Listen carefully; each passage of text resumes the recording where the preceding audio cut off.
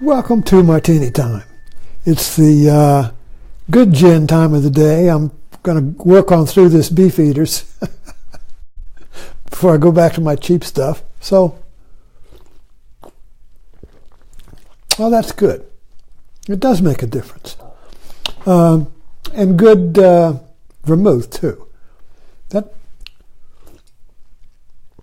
a good that's a good martini.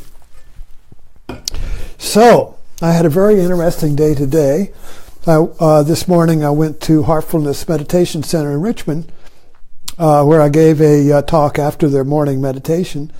And the name of this, I started a new seminar, and it's called Zen in the Art of Movies. And today's movie was my epic movie, my best movie of all, was Avatar.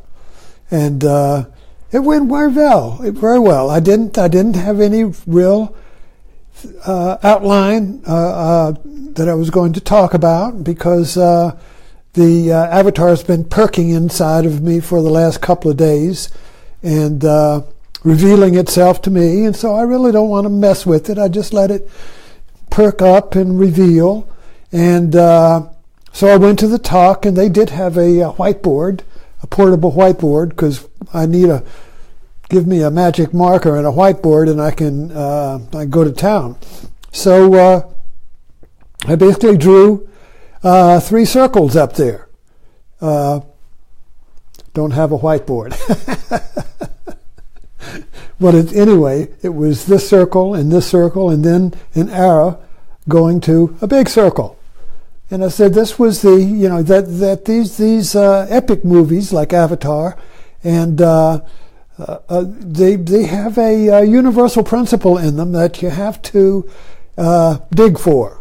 And if you can find that universal principle, the movie just opens up like a mandala of levels of meaning and everything. And not that the author had any idea what these meanings were. But true art has embedded in it universal principles. Otherwise, the art would mean nothing to you. You see, so we're all, parts of a whole. So the art has embedded in it a germ of the whole.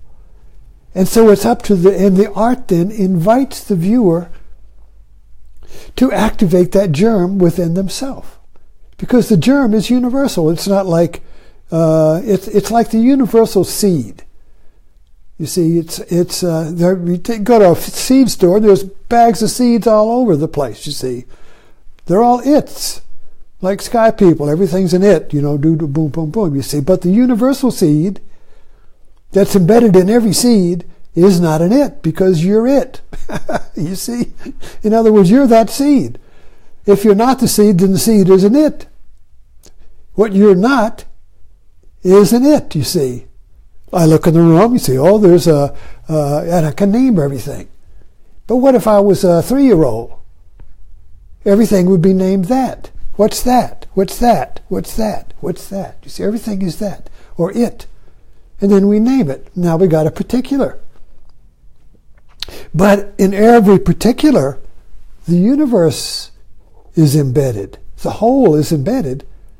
How do you think an oak tree knows how to be an oak tree? Well, the oak tree is embedded in the oak tree. And it's activated by soil conditions, and the whole grows out of the part, you see, organically. And then the oak tree is a particular oak tree. But the germ of it is a universal oak tree. And then, of course, oak trees have their universal, so you can tell the difference between an oak tree and a palm tree. But then all trees have a universal that determines, so you can tell it's a tree and not a fire hydrant. You see? So these universals are layered, like holograms, not holograms, but holons. I think that was a Ken Wilber term. Layers and layers of holons. And so movies have a holon in it, have a universal principle in it. And the big, great movies have the universal principles are more universal. And so the discovery of the universal principle is actually activating it in you, you see. That's why, in Avatar, of course I explored it today, live, in the sense that I really don't know what I said, but I said some interesting things because I didn't know what they were until I said them. I mean, I saw some new things in Avatar today, and I've been messing with this movie ever since it came out. So the universal principle is always the explorer. See, Lewis and Clark going and explore. Explorers set out to explore things, you see. Well, that universal principle is the explorer inside of us. And so that's what activates what we discover. Because we always look at some it and try to discover the universal in it. You see, but that discovery process is because the universal principle is a unity. It's not two, it's the one. So we try to that universal principle that's activated in the explorer, in the creator, in the artist, you see, is always trying to find and open up that same universal principle in his art.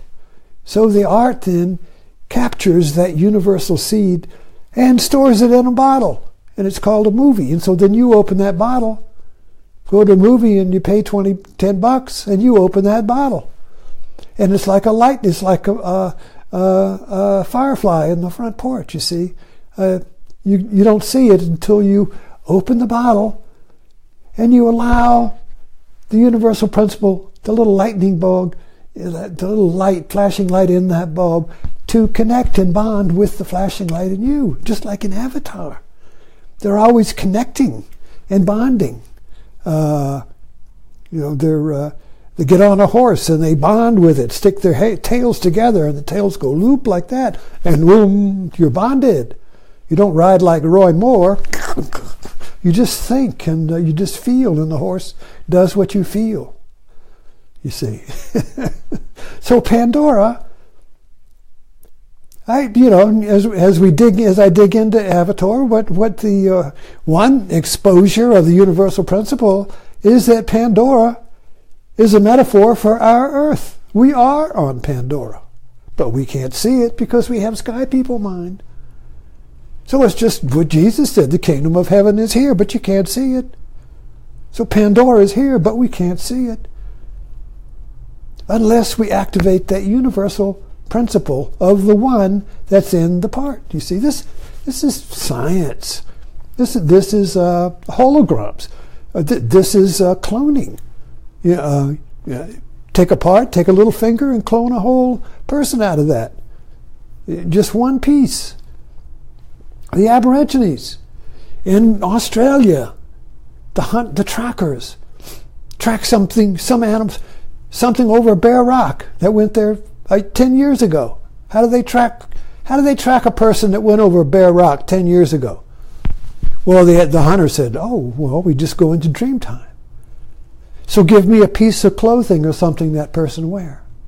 So they just take just a piece of that person, and they track. They don't follow the tracks. They walk the tracks as the person is walking it. They become one with the person, the whole. They enter into dream time. They enter into the implicit order. They went into the Pandora brain that's interconnected, the implicit order. This is quantum physics. Implicit order. Everything is implicit in the now. Everything, all the whole, everything is implicit in the potential of the now. And then we just activate it into particular manifestations of the whole, you see. But the whole is always in the parts. The part isn't the whole, but the whole's in the parts. So this activated principle, you see, of exploring, this curiosity, I want to play with that. It's in the children. It's in us when we were children. The universal principle, the activating principle of play. Discovery is play. Exploration is play. Figuring out a movie is play. Talking here is play. Creative writing is play. Philosophy is play. Science is play. Sports, play. But if you take it serious and you get stressed out and you worry, you deactivate the universal principle. So play activates the universal principle and life becomes a discovery. Always discovering, always finding the whole in the parts. Thanks for dropping in.